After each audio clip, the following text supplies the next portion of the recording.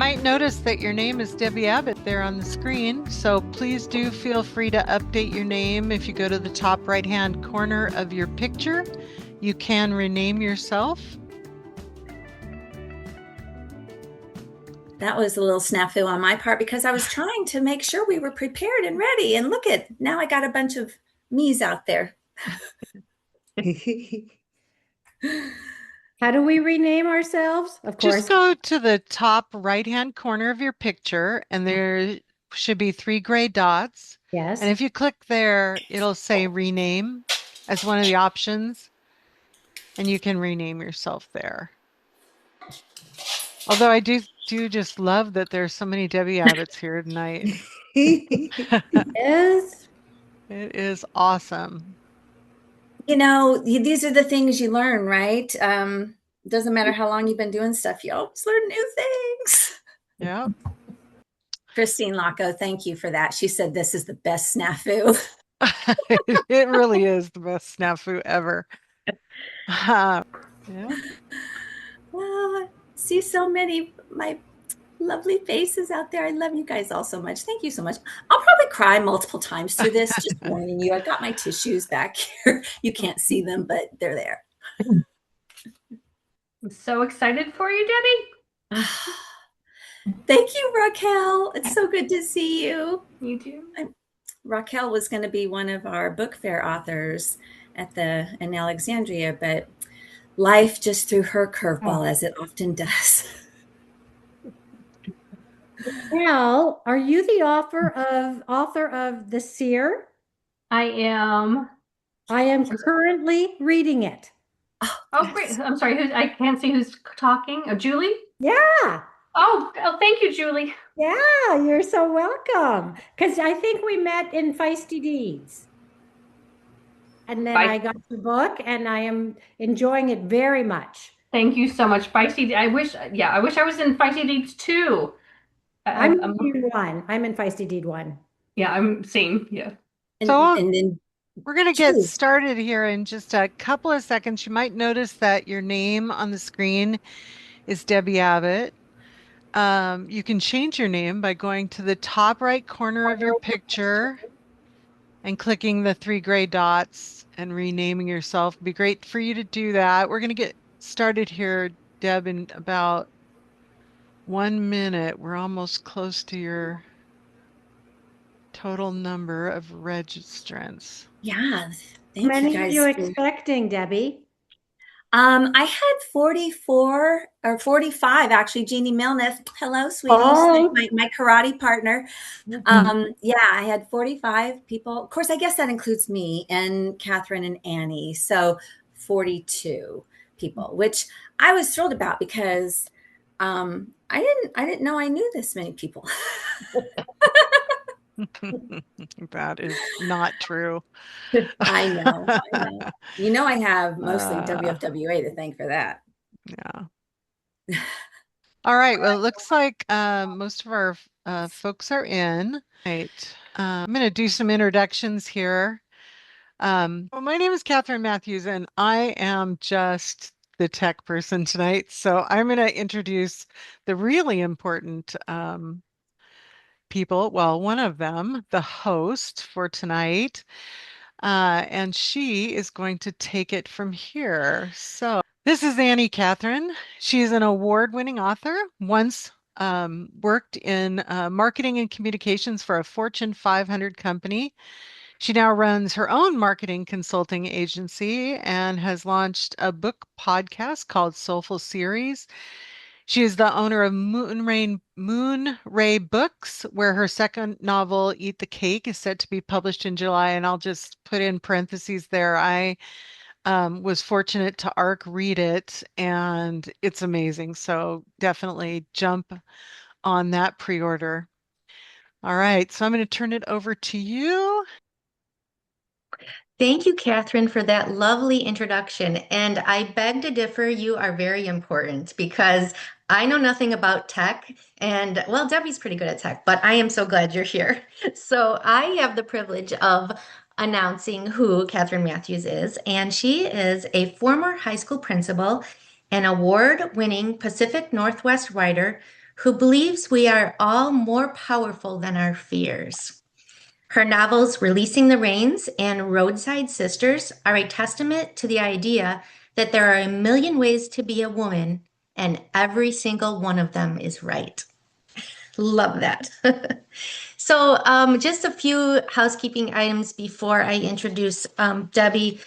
Catherine had mentioned you can write questions in the chat, but so that we could see them a little bit better, if you could just put 2 question marks before you write your question, so then we could spot them quickly. We are recording this event, and the replay will be posted on Debbie's Substack, which is The Angel's Gauntlet, and it's on the Chronicles page. And the transcript and chat thread will be also available on request. And if you would like a copy of that, you can email Debbie. And Catherine is putting all these links in the chat for you to go ahead and you can copy them and paste them into a Word document or however you would want to save them. So, so Catherine went ahead and added some links. And now tonight we are celebrating debut author Debbie Abbott, yay! And her novella release, Dharma Calling, book 1 of the Angel Gauntlet series that will include 15 novellas over 5 years. So, and she's releasing 3 of them per year. Yay! I see a lot of hearts. And the genres are metaphysical, historical fantasy, and literary fiction. So let me just tell you a little bit about Debbie for those of you who may not know her resume or bio. Debbie Abbott is a brain tumor survivor whose journey has instilled a powerful understanding of resilience, faith over fear, and the potential for healing through positive energy and spiritual connection. The Angel's Gauntlet series is based on her own experiences with the power of light and dark energy, and her belief that angels have been by her side all along, guiding her path toward Dharma. So I also got to read an early copy of Dharma Calling, and it is wonderful. I cannot wait for all of you to read it. It resonated with me because I believe in angels, and I also believe that we are all on earth for a purpose. So even though her book is fiction, it rings true to me, and overcoming fear and also calling on my angels. So I'm so excited everybody's here. Thank you so much, Annie. I told you I'm going to try not to cry as we go through each one of these. It's just so amazing to be here. It's just crazy. I can't even believe it. Thank you, Catherine and Annie. And I am sorry about that name snafu. Oh, I just try to cross all my I's and dot my T's, and sometimes I get those backwards. Anyway, we have so much to talk about tonight. Oh my gosh. So I'm going to start off with, what should we do? Should we start off with my true story? No. I want to start off with the Angel's Gauntlet concept, because a lot of people want to know, what does that mean? What is that? So I have always believed that life is a series of lessons, and no matter how big or small the lessons are, they all are divinely intentional and meant to be remembered and used for reference at some future point in our lives. I also believe that almost all humans have the potential and the capacity to be kind and benevolent to others, but too often they let fear rule their reactions. So instead of using fear as a wise advisor, people tend to let it be their adversary. And I believe this is the primary lesson that I am here to learn in this lifetime. And the angels have made it abundantly clear that they want me to share my lessons and how they've carried me through those light and dark moments that we all experience. Yes, thank you, Debbie. I love that sentiment.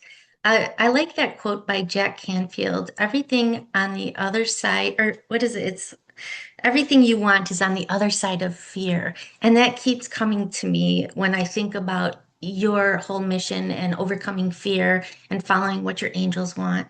And I think it's easier said than done. Like that would be great if we all could just trust our path, but that's not what humans do. So I think that comes across in your book as well. Um, I wanted to just go back and talk about two things about like what's going to happen later before we move on Okay. to the next question. So, later on, Debbie is going to share the true story and how she learned her guardian angel name. So you're going to want to stick around to the very end for that. And the other thing that's going to happen later on is two of you are going to win a signed copy of Dharma Calling. And Catherine's going to pick names at the end. So that's later too. So I can't wait for those two things. So the question I have for Debbie is, when did you become aware of the messenger path that your main character's soul mission is based on? Well, much like Melody, our primary protagonist of the series, I knew as a child that my soul came here with a mission. Pretty much, probably by about the age of 6, I knew that my purpose was to write meaningful prose, meaningful words, not just be a professional writer, which I have been for over 25 years, and not just publish a book, but to relay an important message for the greater good of humanity. And that's a daunting timeline for an adult, much less a child who hears Dharma calling. I learned a lot of patience as I navigated year after year what felt like an incredibly convoluted path. There were times when I lost sight of my soul's mission, completely unaware of the divine intervention that was taking place all around me. And there were times that I felt unworthy of the destiny that truly pulled at my soul. But everything changed one random day when I saw a real angel standing on the street corner. Ooh, that just gave me the chill. Mic drop. Well, that's so wonderful that you knew at a young age what your calling was. I mean, even though as you went on with your life, you forgot, or it's not really that you forgot, you just kind of like veered off path, but then were brought back. And I think because I believe that everybody has a mission, it's hard. I think it's difficult for us to figure out what it is, and that you knew from a very young age is really cool. And I just didn't know how to get there. well, yeah, I think that's the whole thing. We different things are put in our path, and then we have to follow them or figure out which path to follow. I will say that after reading your book, I do call on my guardian angel every day now. Every morning. So I want to say that, see, your mission, you already inspired one person. That's me. So, and I'm sure there's other people on this call you're probably inspiring right now too. And if she's inspiring you, go ahead and chat it up. So Debbie, you talked about this random day that you saw you saw an angel, or you're going to go into that.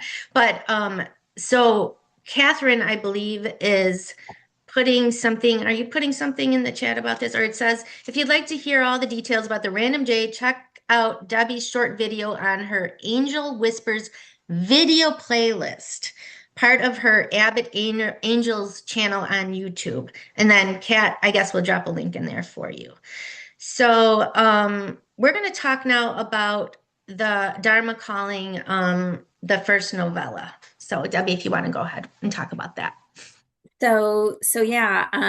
So this first novella, it's like 167 pages. So it's, half the size of a normal book. It sets the stage and the primary characters up for the entire series of 15 novellas, the characters that stay the whole entire time. Readers get to know the humans and who they are, unaware of their soul missions. every bit as unaware as Melody, the main character. Nobody knows what they're doing. But Melody's awareness of her purpose and promise as a volunteer on a Dharma mission happens organically over time with each lesson that the angels present to her. And it's these lessons that are the gates of the angels' gauntlet. And the gauntlet is basically the human's test of resilience when light angels are colluding with dark angels for the greater good of humanity. Each one of the 15 novellas is written as if it were part of the narrator. Her name is Hope. She's an archangel, the guiding angel in this series. It's written as if it were part of her angel chronicles, and those are kept in the Hall of Records in the ethereal realms, and it details her twofold mission that she is also on. So readers in this one and all the rest of them get to cross the veil and see the angels interacting with one another and interacting with the human spirits that they watch over. And I write about these in the ways that it's been shown to me by my guardian in very real life and into the dream realm. Portraying the ethereal realm as realistically as possible was super important to me in this whole series, and because the angels, it was important to them. so I tried to stay very, very real. This isn't, some fantastical fantasy where angels are fighting demons. It's not about that at all. It's much more personal. And in the first book, Melody must close her first 3 gauntlet gates, and that's fear of death, fear of power, and fear of consequences. But standing in her way are the fallen angels, and their main goal is to sabotage all the volunteers, not just Melody, but all the volunteer souls from completing their gauntlets and hence fail their Dharma missions. The fallen are convinced that the greater good for humanity is not good for them. True, true, true. Your book is so captivating.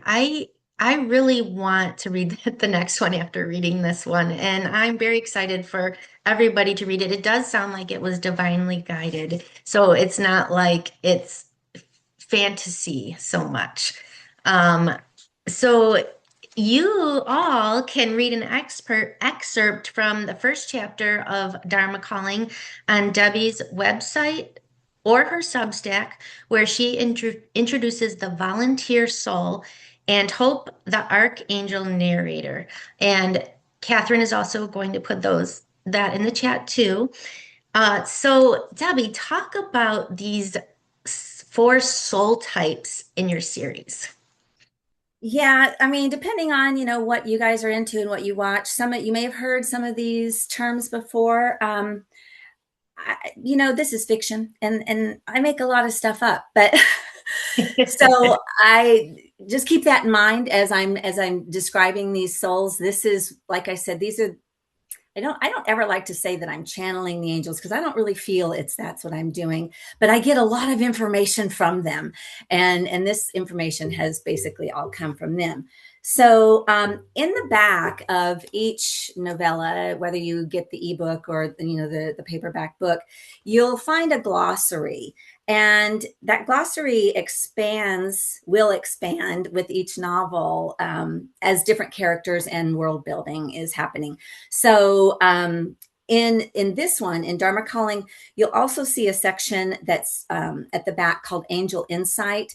And so I'm going to read a tiny bit from both of those sections that talks about the types of souls for you. So first of all,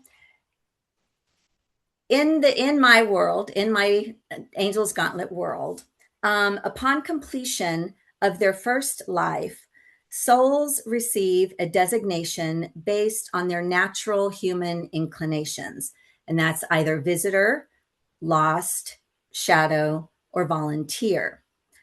Now, visitor souls, they can reincarnate as many times as they choose. Some may stay with the same family lineage. Others will hop around to widen their perception and understanding of life on the entire planet.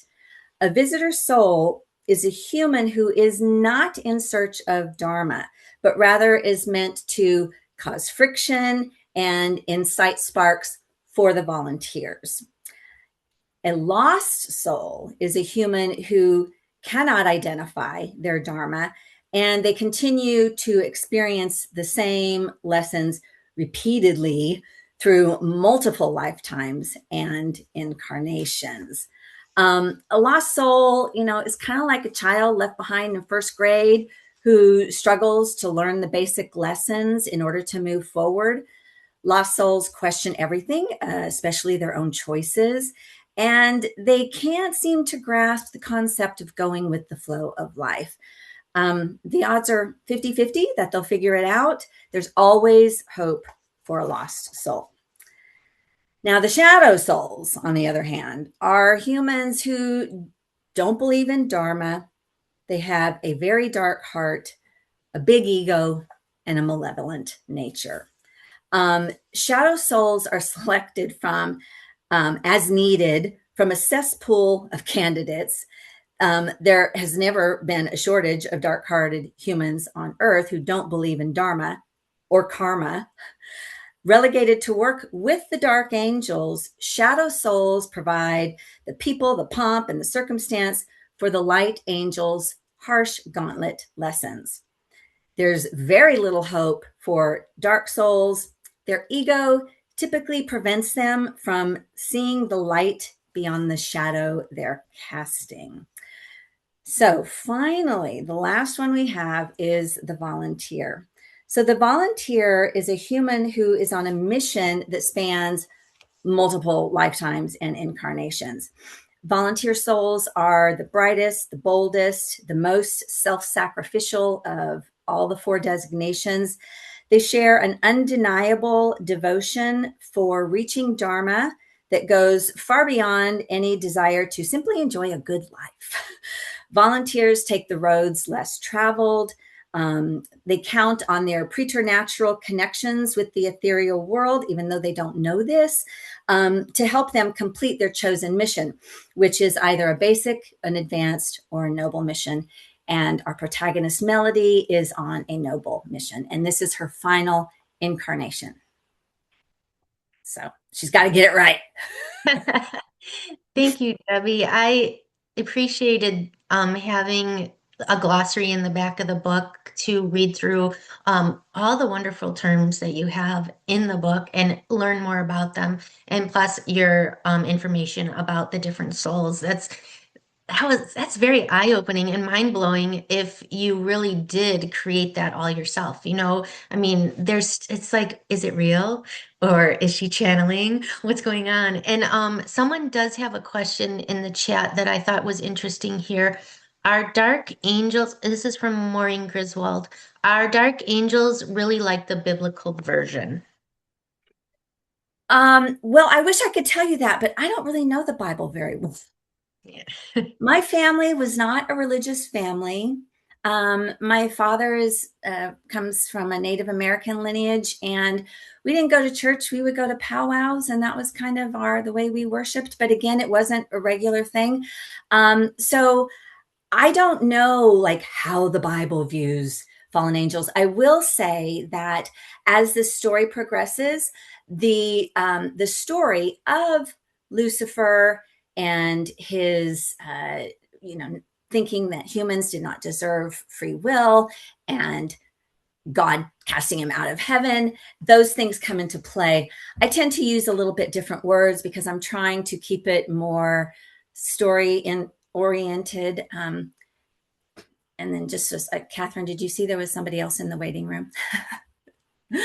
Anyway, so I'm not sure, Maureen. I will say that I've done a ton of research on the angels just in general. I have angel encyclopedias and angel dictionaries, and these are all based on, let's just call it true lore. So I have pulled a lot of real information from very reputable resources, but then I've also bent it to fit my story. So, so there's that. But like, for example, real quickly, I'll say the character, the fallen angel that that it inflicts the lessons, let's just say that. Her name, Lix Tetrax, that's an actual name that I found in an angel book. So I didn't make that one up. Okay. That's so fascinating. I see some other questions, but I'll hold them till the end because they're more about writing. So I saw, just so everybody knows, Catherine posted Debbie's author page on Amazon where you can purchase the Dharma Calling paperback or ebook, as well as read it on Kindle Unlimited. And the ebook price is on special, 99 cents through the end of March. Then it will revert back to $3.99. So you might want to get it now. The hardcover version, ooh, that's exciting, will be available July 22nd when the second book of the series is published. Oh, I have to wait till, well, I want an early copy of that one. You know it's coming.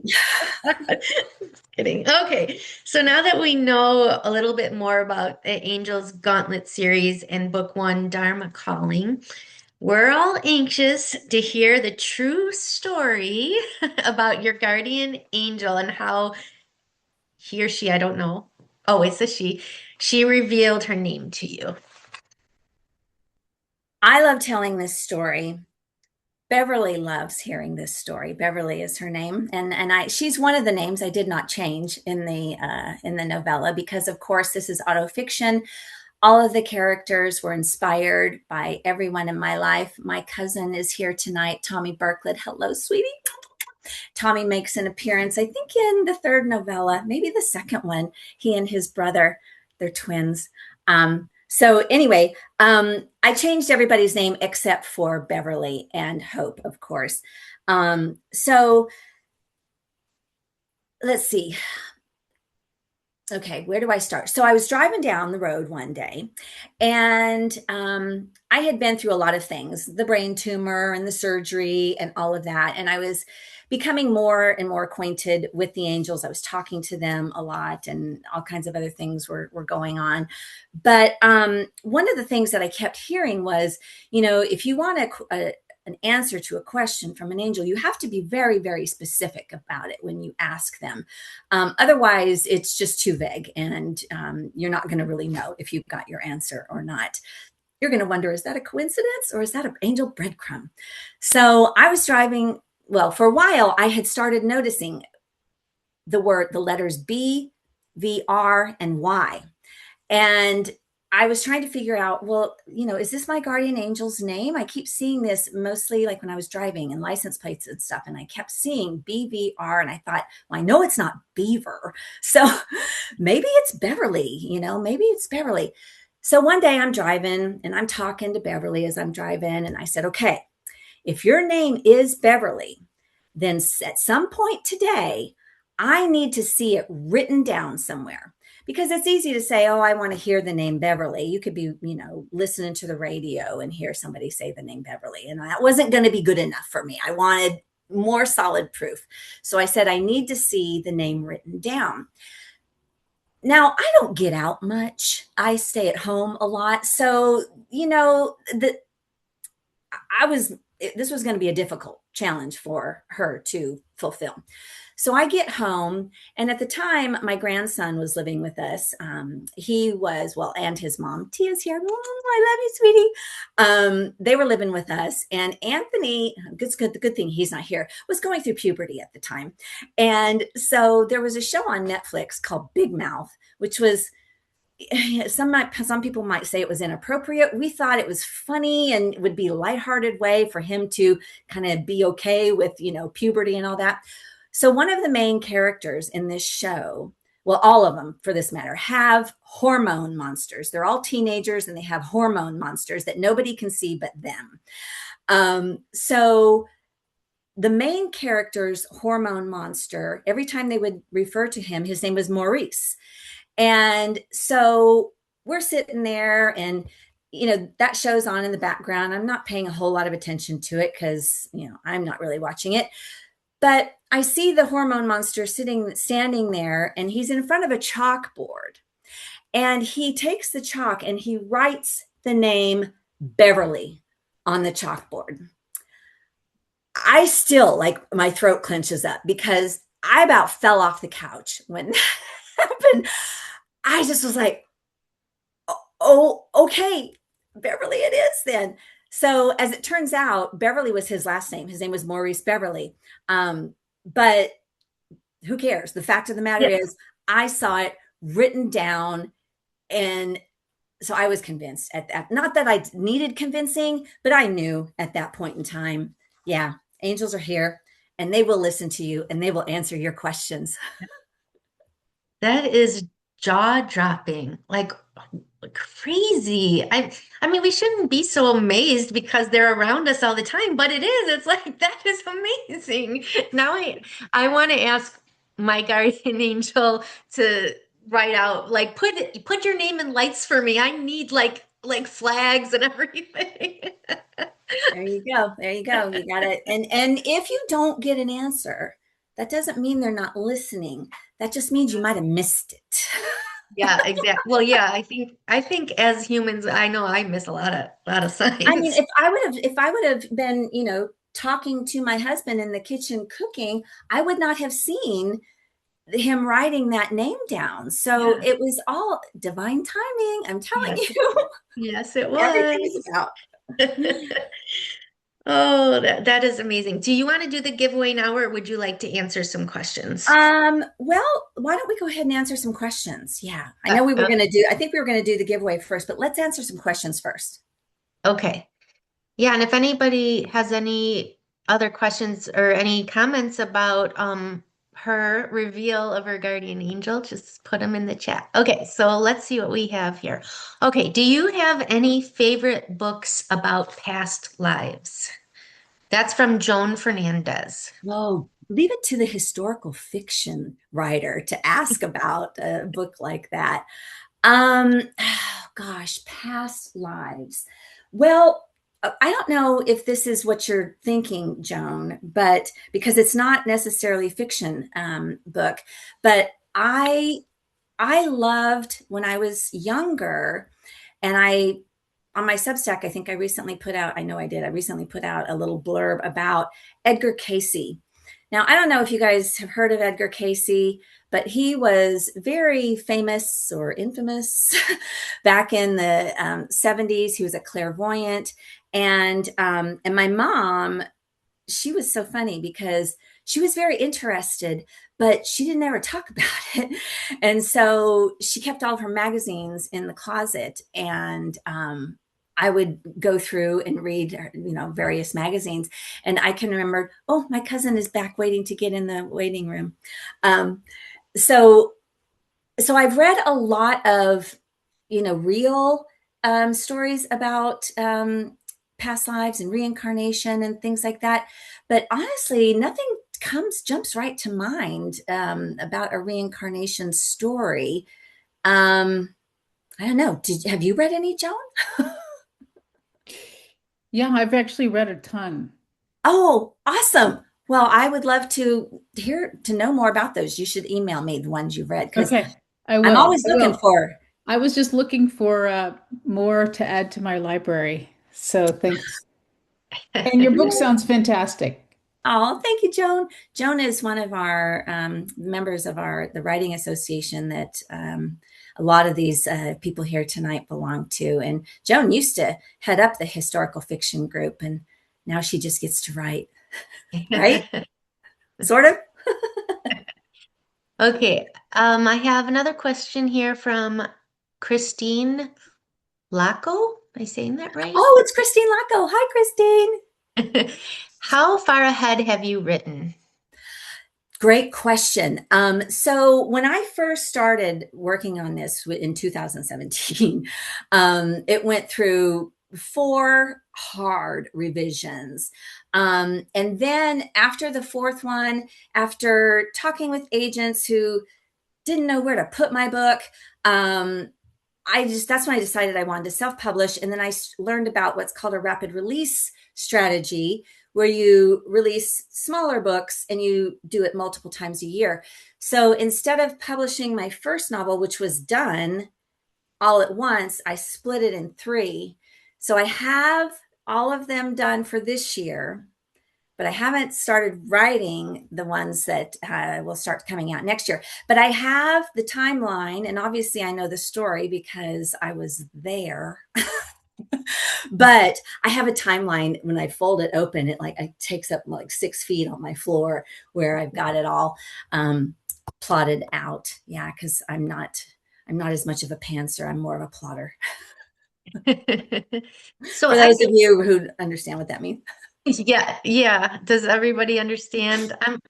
There's probably a lot of writers here, but you Yeah. either fly by the seat of your pants and write without an outline, or you're a plotter and you have an outline. That's pretty much the difference. You might have answered. Go ahead. I was just going to say, Mary said, hold up a print copy of the book.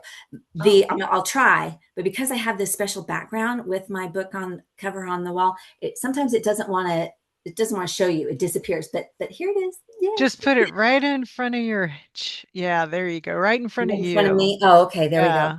Oh, now we're talking. Yeah. Yeah. And then the back, which is the little pretty. story. Yeah. And my blurb, my photo that I had taken at my beach retreat last year, where I learned about all the marketing stuff that goes along with this self-publishing thing. Yeah, it's a lot. Okay, so you might have answered this, but you might want to expand. I don't know. Mary Hansen, how did you decide to write 15 novellas? Why this format? You kind of touched on that. Hi, Mary. Oh, so glad you're here. Mary Hansen has been so helpful. So when I started thinking about this concept, and after I finished the first one, I was like, okay, so that first one covered, which is the 3 novellas, covered 15 years of the protagonist's life. And so then I started thinking, okay, so if I want to, I know what the end is. So if I want to get there, how far is that? And so knowing that, I just cut what was going to be 5 books, each one 15-year-ish span of time. And then when I made the decision to cut them into novellas, I'm like, okay, well, I'll just cut all of them into 3, because I was planning on writing 5 full novels. So that's where I came up with that plan. So, and there's, after that, because I've had people say, well, then what next? There's one more person in the waiting room, Catherine. What comes after that? If I get through these 5 years of all of this, which I know I will, who knows?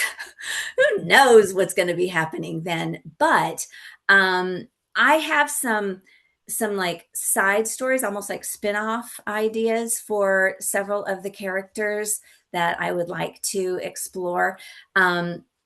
Mainly the angels and some of the other beings that they interact with, which is kind of how my first novel version was written, with some other beings in it. And the editors and the agents were like, oh no, you are straddling way too many genres. So I might do them as a little side thing. Yeah, companion pieces. Sounds like you have a really good plan here, and you're keeping all of us on the edge of our seat. And we're like, when's the next book? This summer, it's June 22nd, hopefully. Yeah, I mean, no, hopefully. I have to make it so. Make it so. Yeah, you Number will. So Natalie Ely. Natalie Ely. Hey, Natalie. Natalie's our programs VP at WFWA, and I'm going to see her this weekend down at the Tucson Book Festival. And Sarah LaFontaine, who's here. Hi, Sarah. Sorry, Natalie's question? Natalie, so you had shown your book cover. So she would like if you would share more about the book cover, like maybe the design or, what's on there. I'm so glad you asked that, Natalie. Thank you so much. So book covers, they're so stressful. As writers, your book cover is literally like most of the time your first impression. People are like, are they walking by it? or they're like, oh, I need to see what that's about. And then they flip it over and read it. So the cover was super, super important to me. Knowing that I was going to have 15 novellas, I also wanted something that I could sort of duplicate each time in a slightly different way, possibly using slightly different colors, but so that when they're all together, they all look like a cohesive series. So there's an angel statue. It's so I've read, is the most photographed angel statue in the world. It's called the Hasserat Angel, and it's in the Cleveland Cemetery. My daughter used to live near Cleveland, and one time when I was visiting her, I'm like, we got to go to this cemetery so I can check out this angel statue, because she's called the Crying Angel, and she's very regal, and she's got her sword, and she's, like standing in judgment. But because whatever she's made of, it appears like she's crying all the time. And so that's why people love photographing it. So when I got with my cover designer, I said, I really want an angel silhouette. And I want her to have her sword, with her. And then I gave the cover designer a couple pictures of different angel statues aside from that one. There's one in Sedona. It's the Caduceus angel. And in the book, you'll see that picture here, although in the final copy, her face is easier to see. Anyway, so I gave the designer the Hasserat angel, the Caduceus angel, and then one other angel that we saw in Sedona that was made, it was so weird. It was like made out of bicycle chains, but she was kneeling on her knees and she just looked like a warrior. So I sent her all three of those angel pictures, and then she came up with this silhouette. And then I told her that, the concept was running this gauntlet, and that in the first novella, there's a dachshund that plays a very significant role towards the end of the book. So she came up with all of that. And I did pick out the font for Dharma Calling. I picked that out a long time ago. I love it. But I really wanted to keep it simple. And because a lot of covers are very flashy, but you have to be aware of your genre. And your cover has to look like it fits with all the other covers in that genre out there. So all of that went into the cover design. Yeah, and so did the green circle. Oh yeah, so this here, so this is a seal. Now I use Gemini AI for a lot of my marketing advice. And when I was telling Gemini about my novel series, Gemini said, you should put a unique seal on the front of each of the novellas, because people who collect them, they love those seals. And so I was like, gosh, what am I going to use? And then I remembered that like 5 years ago, I don't know what I was doing. I must have been inspired. I know I was inspired. I will not say I was bored, but I was drawing. I love a spirograph. I'm a spirograph kid from way back, right? But I was drawing these like graphic designs. I wasn't using a spirograph. I was using different mechanical tools and things to draw these designs. And I made 9 different designs for the 9 different angel choirs. So as I started thinking about the seal, I'm like, wait a minute, I've got 9 seals. So I took one of them, and it just so happens to be the one that I picked that I liked the most was the seal of the Guardians. So I took that and I fed it into Gemini AI, and I said, can you convert this to a 3-dimensional seal? And I told it what number or what colors to use. And that's pretty much what it came up with. I had to do a little tweaking, but yeah. So on each novella, there will be, or each novella series, there will be a different seal. So the first 3 books this year will have the Guardian seal on it. And then the next 3 books are probably next year. I know we're going to have one of the other choirs. I haven't decided which one yet. Depends. Nice. That's very interesting. I didn't know anything about seals, but I didn't either. That's, that's the beauty of artificial intelligence sometimes. Sometimes. So Bree Lebsack asked, and I don't know if this is right. Great. Oh, I'm so happy you're here. Hi, Debbie. I'm so sorry I can't be on camera. It's not functioning on my laptop, but I'm so glad to be here. Thank you. And Bree asked, did I hear that we won't be able to get a physical copy until July? No, you can get the physical copy now. Yeah, you just can't. Yeah. The hardcover won't be available, but the paperback is available now. You can go on Amazon. I know Catherine's dropped the author page in here, but I mean, literally, if you just go to Amazon and put in Dharma Calling, it will come up, both the ebook and the paperback, and you can order them both right now. Amazing. Thank you. What was that? Oh, I said amazing. Thank you. I'm so excited. I was like, I can't wait until July after I got all excited. I would not do that to you. It was very important that I have this launch event on the day so that people could just go right over and get it now before you forget about it. Okay. All right. So now let's see if I'm trying, hopefully I'm not missing anything. No, we're right on time. Nanette Littlestone. Hi, Nanette. Are these standalone books, or does each one rely on the one before it? Great question, Nanette. Nanette is an editor and publisher, and she always has the best questions. So I will say that you could probably pick any one of them up, and it would intrigue you enough to want to go back. At least I'm hoping, and catch up.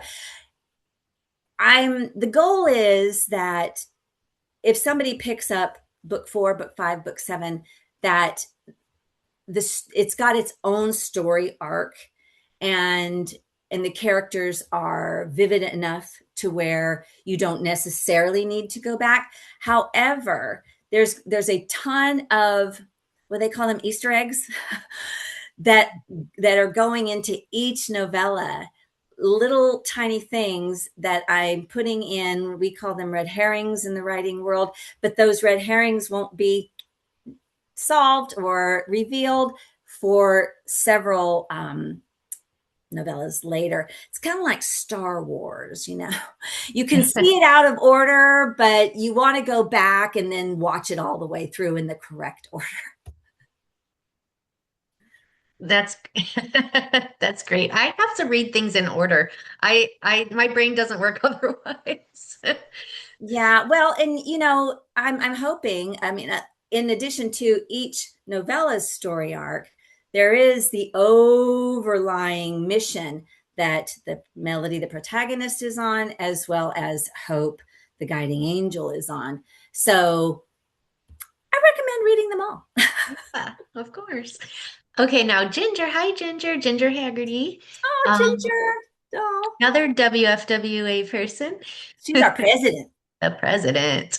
She's like, what part of the process did you surprisingly enjoy about publishing your debut novel? Well, I love how she said about publishing. She did not say about writing. Oh, because I was thinking, oh, she's going to ask me what was my favorite thing about writing, and then she threw the publishing in there. I was like, about none of it. No, I'm just kidding. Honestly, the thing that I enjoy the most is being able to work through my uncertainty about things, whether it's the cover design or the blurb on the back cover. I mean, I went through rewriting that so many times, and I don't really know, what a publisher would have wanted, but I know I like being in control and doing my own research and finding out what's best for me. So I would have to say that that's the most pleasurable thing, is being able to have ultimate control, as much as you can have. I mean, obviously I can't control who buys the book and stuff like that, but I have a lot more control than if I would have gone traditionally. So yeah, I think, does that answer your question, Ginger? Okay, so Nanette has another question, and I love this See, I one. told you Nanette had all the questions. She does. How do I meet my guardian angel? What's your advice for the best way to get in touch? The best way to meet your guardian angel is to start talking to them. And a lot of people feel silly at first, talking out loud to your guardian, but I recommend it because the more you talk to them, the more you are it's like flexing a communication muscle with the angels. And the more you talk to them, the more they're going to figure out how to talk to you. And there's all kinds of different ways that people communicate with their angels. Some people feel like they, or will tell you that they literally can hear the voice, of the angels in their head. I hear voices in my head, but I'm not so sure it's always the angels. But I will tell you, when you do hear the voice of your angels in your head, they are very direct. They do not mince words. So if you hear somebody yakking and yakking and yakking in your head, that is not your angel. Your angel will come in and be very specific about what they need to tell you. So that's the first thing that I recommend. And then the second thing I recommend is find some books. I love, there's some books by a lot of the Hay House authors. Hay House is a publisher that publishes a lot of like self-help books and spiritual. They publish like tarot cards and all things like that. I found that when I was initially first starting to truly get to know the angels, somebody just put a question there, Mary December. I saw your question. When I was first getting to know them, I was reading a lot about them. And the more I read about them, the more I started feeling like they were trying to communicate with me. My angels mostly communicate with me either through dreams or through these flashes that are not like a camera flash, but more like, if you can imagine, somebody on the other side of the veil with a sword, just slicing through the veil, and then you being able to see the light, the really bright light that's on the other side, but it's not coming through. So I see those kinds of lights all the time, and they happen at very specific times when she's trying to make a point or she gets excited about things. So that's my suggestion for beginning to talk to your angels. Yeah. There's some more angel questions, so I'm gonna address those next here. Okay. So Mary December, did I say that right? December? Yeah, very December. I like it. I like that. It's like Isn't that December. a cool name? And it's real. She didn't change her name to that. I love it. At what age did you see the angel on the corner, and have you seen Beverly? So I believe that the angel on the corner was Beverly. And I don't want to give away too much of that story here, because if you go to my Substack, no, excuse me. Yeah, no. On my YouTube channel, Catherine put the link in there earlier for the Angel Whispers.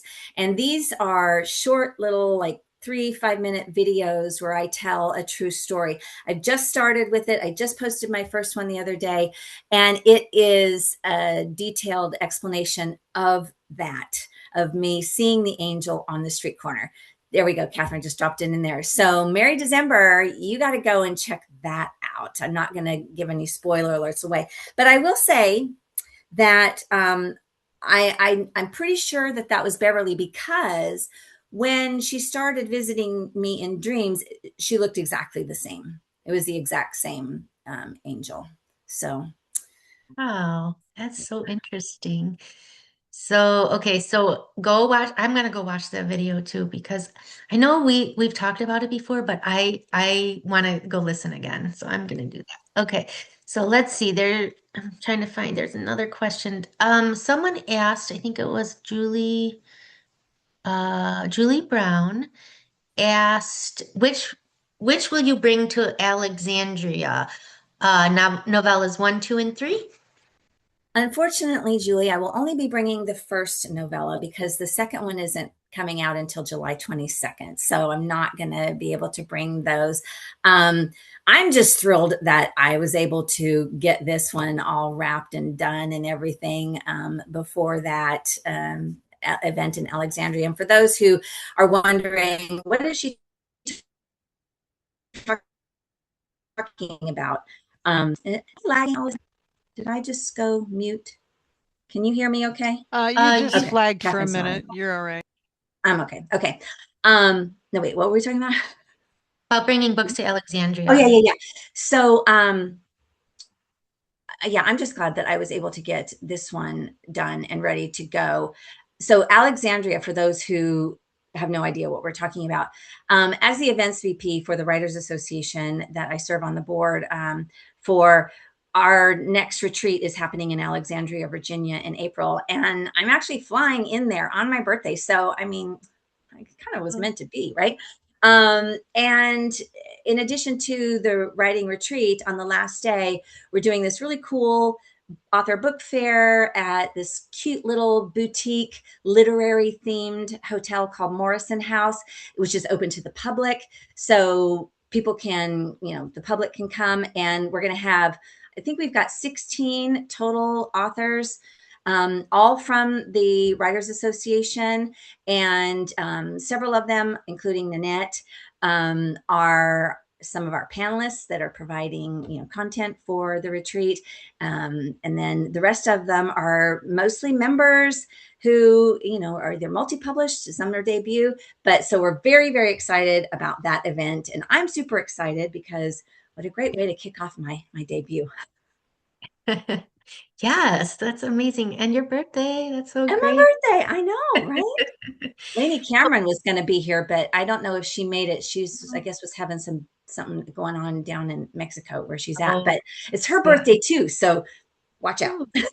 Oh my gosh, party. Yeah. So there is one more question about angels from Doretta.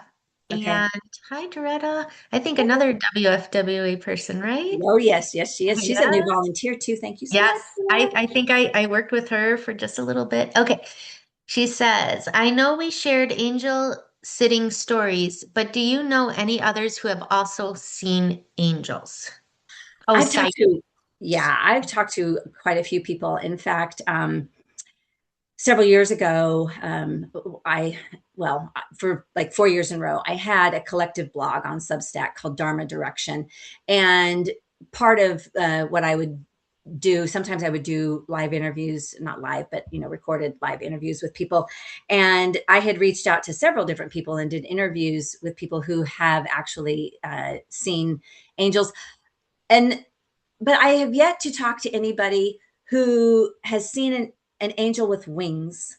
Most people see them and they don't have the wings. And if you do a research about angels, the wings didn't really come about in the lore of angels until sometime in the Bible. And again, I don't know the Bible well enough, but it was like the Bible is the one that brought the wings into the angel lore. So I think that, the archangels definitely have the wings, but the guardians, I'm not so sure about. Okay. So you said that you interviewed people who saw angels. Yeah. So the thing is that I never posted them. So I have a couple interviews with people that I'm going to put on my Substack. Okay. Great. So that'll be coming. Yeah. Sorry. Thank you. Okay. One other thing, and then we'll get into got to draw for the giveaway. Mary December asked when your birthday is. Can you let us know? Oh, you're so sweet. It's April 21, 421, Okay. which happens to be my angel numbers. And not that everybody's angel numbers are their birth date. I had it shown to me multiple times in various different ways. In fact, Archangel Gabriel, which Hope is his female duality personality. But Gabriel, if his sigil, all angels have a sigil, his sigil looks like a 2 and a 4 together. So once I saw that, I was like, okay, yeah, those are my numbers. So they use those a lot when they're trying to communicate with me. That's amazing. Yeah, angel numbers are a whole nother story. And I'm sure you could do another segment on that as this well. is not my book, but it's always right next to my side, the angel numbers, because I always got to look and see, what does that mean? Yes. Oh, someone else. drop Okay. into a prize? We might have some Yeah, people yeah, that we got want it. It's to need 5:30, to, so we gotta yeah. we gotta Yeah, we do can this go. thing. All right. Catherine is in charge of drawing the names. I sent her the list of everybody, and she's got everybody's name in there. All Woo! right, here And we so go. she's gonna Are we give us doing one two. or two? We're doing 2 books. All right. So here we So go. the first one and Wait a minute, I think Maria's not here, so we're gonna spin again yeah, because we have to spin again. unless she's one of the Debbie Abbotts that didn't rename herself. Oh, well, if she is, Maria, are you there? are you out there, Marie? No. It was Okay. hellacious weather in Texas. So Yeah, let's do it again. Watch, I'll get the 5 people that I wasn't able to find. Amy Anderson. Amy Anderson, She's yay! here. Amy Anderson was my retreat chair for the Albuquerque retreat back in All September. right. Yeah. Amy Anderson. Let's do one more spin.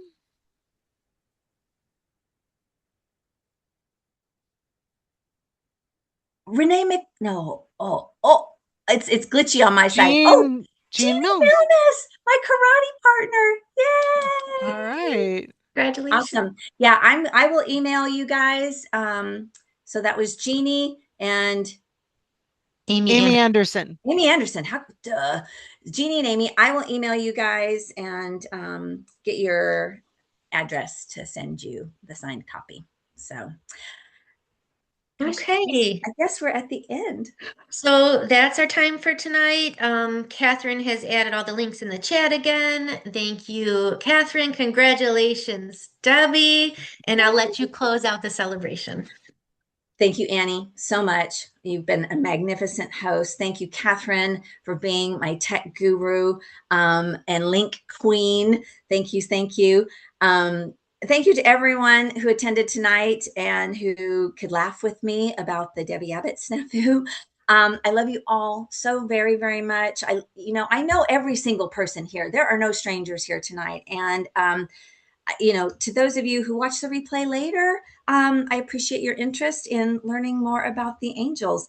So I already mentioned that I'm going to be at Morrison House on Saturday, April 25th. I might not have said the date, but that's the date, from 1 to, I said 2 in our nose, from 1 to 4 p.m. if anybody lives in the area and you want to come down. And I'm also going to be at the Poison Pen bookstore in Scottsdale, Arizona on Saturday, May 9th, the day before Mother's Day. They do an indie author book fair there, and there'll be information on my website, stuff about that. So I look forward to connecting, hopefully, with all of you out there in the world. Thank you so much for being here tonight. Really, really appreciate it. Oh, Lisa Stegman. Lisa Stegman is one of my karate buddies too. I didn't even get to go through the chat and see everybody who was here. We So will save the chat for you. yes, we're saving the chat because I want to be able to thank everybody. Jan Fagan, hi, sweetie. It's so good to see you. Christine Wilcox Anderson is here. Oh, her angel numbers are hidden in her birthday too, 208. Oh, and the Idaho area code. Very cool. I love that. Oh my gosh. And Julie Brown, yes, thank you so much for being here. Christine Lacko, thank you. Thank you. Kit McLean is my current assistant director in the online community for the Writers Association. I love her so much. Virginia McCullough is a Harlequin writer, so she's spicy. Jen Sinclair, sweetie, thank you so much. Jen Sinclair is, she did this really cool thing. Her and 3 other writers from WFWA got together and wrote as one person, Ivy Booker. The name of the book is M.F. Asher, or no, it's The Accidental Life of M.F. Asher, and it is amazing. I love you. Oh, my sister is here. Oh my God.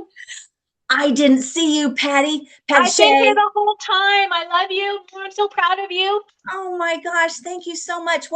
Are you at work? Yeah, I am. I'm working and watching you. I love you. Oh, my sister is a nurse, so she is out there for the greater good. She's a volunteer soul for sure. Thank you so much, sweetie. It's so sweet. Maureen Griswold, thank you. And Tommy, oh, my Tommy. I'm very, very close to my cousins. And I would not have been close to my cousins if my parents didn't ship me off every summer when I was a kid. They would send me to stay with my grandparents, and I would get together with my cousins who lived in Alaska, which is where Dharma Calling opens up. So I'm just so thankful that Tommy's here. Tommy's a nurse also, and he's probably working and helping patients as well. Heather Krug, oh my gosh, Heather, my bestie, one of my best besties. Heather's another karate buddy, but she's also my soul sister. I love you so much, sweetie pie. I love you. Colleen Markley.